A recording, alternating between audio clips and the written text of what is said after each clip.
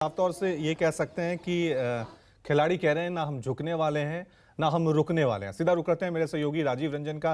राजीव जी, आपसे मैं जानना चाहूंगा, ये वो बेटियां हैं जिन्होंने देश का मान बढ़ाया है, जिन्होंने ओलंपिक में मेडल दिलाया है, जिन्होंने एशियन गेम्स में देश को गोल्ड मेडल दिलाया है, वो इंसाफ के लिए सड़कों पर बैठी हुई हैं।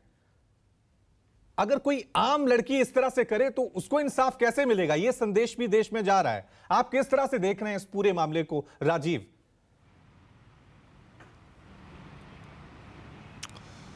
देखिए रवि, पहली बात तो ये है कि ये लड़कियां जो आरोप लगा रही हैं, जो इंसाफ के लिए, जो न्याय के लिए, जो खेल के लिए बैठी हैं, और ये जो खिलाड़ी हैं वो सामान्य लोग नहीं हैं। आपने बिल्कुल ठीक कहा, देश का मान इन्होंने ऊंचा किया है और तमाम ओलंपिक और एशियाड में इन पर पूरे देश की निगाहें लगी रहती थी। ये शान है और इन्होंने उन उम्मीदों पर, जितनी उम्मीदें थी उससे ज़्यादा प्रदर्शन करके देश को मेडल दिए हैं।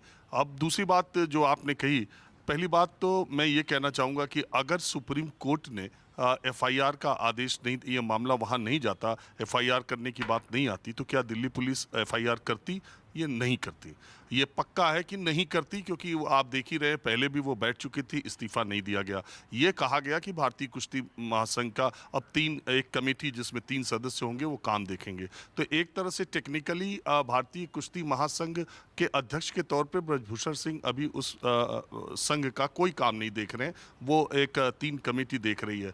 ये भी एक वजह है कि ब्रजभूषण शरण सिंह का ये कहना है कि जब मैं टेक्निकली ऐसे सेरेमोनियली कह दे तो है, लेकिन टेक्निकली वो कोई काम वहाँ कुश्ती महासंघ का नहीं देख रहे हैं, वो एक कमेटी देख रही है। लेकिन तब भी अगर आरोप लगाए गए जनवरी में ही, तो जिस तरीके की दो कमेटियां बनी, उसकी जांच रिपोर्ट भी सार्वजनिक नहीं हुई। और क्या जांच रिपोर्ट में, जबकि उनको 1 महीने का समय दिया गया था। जनवरी में जब इस्तीफे की बात आई, आरोप लगा, तभी भारतीय कुश्ती महासंघ के अध्यक्ष ब्रजभूषण शरण सिंह को इस्तीफा देना चाहिए था नैतिक तौर पर।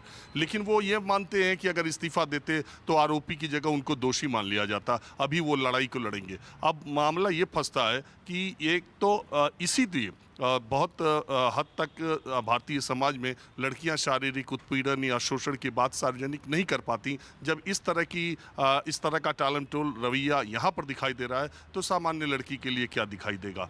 और अगर एक सवाल ये भी उठता है कि अगर ब्रजभूषण शरण सिंह भारतीय जनता पार्टी के सांसद न होकर किसी विपक्षी दल के सांसद होते और इस पद पर रहते और ये लड़कियां यहाँ बैठती, तो क्या सरकार का, पुलिस का रवैया वही होता जो ब्रजभूषण शरण सिंह के साथ है? सबसे बड़ा सवाल तो यही है। और इस पूरे मामले पर जिस तरह से राजनीति हो रही है, प्रियंका गांधी, अरविंद केजरीवाल, तमाम चंद्रशेखर भीम आर्मी के वो पहुंच रहे हैं, तमाम जो राजनीतिक दल हैं जिस तरह के समर्थन दे रहे हैं, उससे ये मामला अब पहलवान वर्सेस कुश्ती महासंघ से सियासत के तौर पर, सियासी तौर पर मुड़ता हुआ नजर आ रहा है। अब भारतीय जनता पार्टी या ब्रजभूषण शरण सिंह इसकी आड़ ले सकते हैं कि ये सियासी तौर पर उनको बदनाम, या पार्टी को बदनाम, या सांसद को बदनाम करने के लिए आरोप लगाए गए हैं। तो एक इसका पहलू ये भी है। दूसरा पहलू ये है कि अगर राजनीतिक दबाव नहीं पड़ता तो शायद ये मामला उतना बड़ा नहीं होता। मुझे आश्चर्य हुआ रवि, आज के 4-5 दिन पहले मैंने दिल्ली के इंडिया गेट पर एक माहौल क्या है कार्यक्रम इसी बात पर किया कि खिलाड़ियों ने जो बात कह रहे हैं, जो धरना दे रहे हैं, वो देश के आम लोगों को कितना पता है। आपको मालूम है 99% लोग, वो वीडियो देखिएगा, 95 से 97% लोग, मैंने अगर 20 लोगों से बात की तो उसमें 16 लोग, 15 लोगों को कुछ भी पता नहीं था। राजनीतिक दलों के वहाँ जाने से, प्रियंका गांधी और अरविंद केजरीवाल के जाने से लोगों को इस बात का कम से कम पता तो चला कि ये पहलवान किस बात पर धरने पर बैठे और इनके आरोप क्या है। एक बात और इसका पहलू दूसरा है।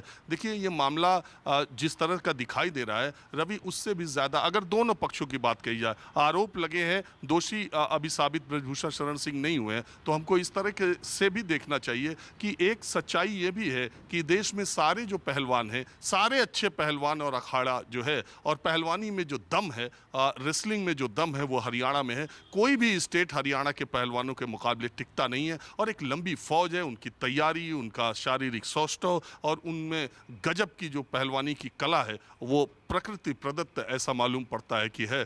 तो एक तरफ तो ये बात है कि हरियाणा में पहलवानी का दम है और पहलवानों का जो दबदबा है पूरे देश में वो हरियाणा के पहलवानों का है। दूसरी तरफ कुश्ती महासंघ का अध्यक्ष उत्तर प्रदेश से आता है जिसका हरियाणा से कोई लेना देना नहीं है, चाल चलन बोल चाल संस्कृति भाषा तमाम चीज़ों में। और वो शायद समझ वो कुश्ती लड़े हैं और 12 साल से वो इस पद पर है। तो एक ये भी बात आप देखिए कि भारतीय कुश्ती महासंघ में ये एक आप मानिए, वैसे तो भारत के खेल संघों में ज़्यादातर लोग वही हैं जिनका उस खेल से कोई लेना देना नहीं है, लेकिन एक टसल पिछले कुछ दिनों से भारतीय कुश्ती महासंघ के अंदरूनी लोग बताते हैं कि ये एक टसल बहुत दिनों से चल रहा था और बृजभूषण शरण सिंह पहलवानी में सिलेक्शन और तमाम चीज़ों के जो पैमाने सेट कर रहे थे उसमें कहीं ना कहीं पहलवानों के एक बड़े वर्ग में नाराज़गी भी थी। और दूसरा उसका पहलू ये है, और आप देखिए देश के दूसरे इलाके के पहलवानों का उस तरीके से